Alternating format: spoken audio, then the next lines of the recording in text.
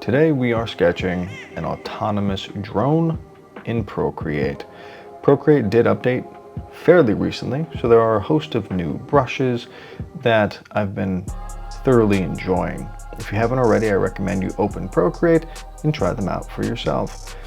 When I start off really any sketch, I like to lightly block in the large volumes, in general shapes and proportions before I commit to the final silhouettes and contours. And so that's what I'm doing here.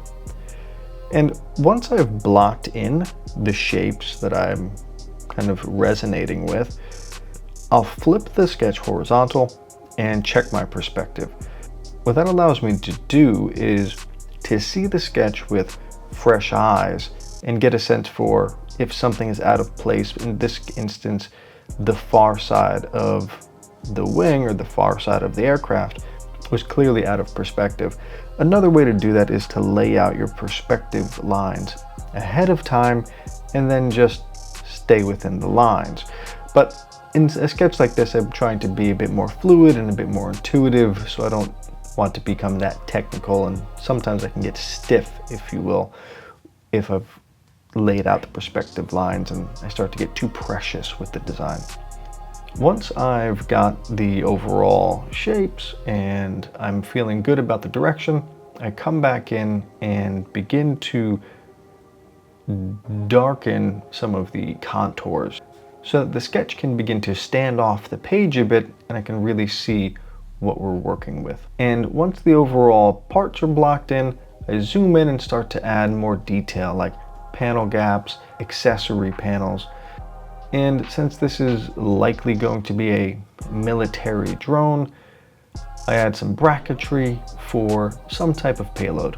And in this instance, that payload is going to be some type of missile or rocket. A pretty simple shape that's pretty iconic, well known. And for this sketch, it just gives it an additional sense of purpose and a more menacing look. You can leave the rockets off if that's not your thing.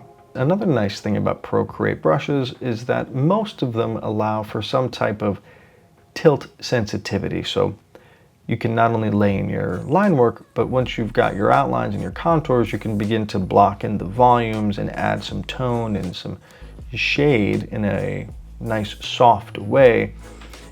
So it's really versatile in that way, especially for sketching. And you can start to add in drop shadows and really working from kind of light to dark. And since this sketch feels a little bit amphibious, if you will, I've added some fire coming out the back to communicate that this thing is rocket propelled and in the air.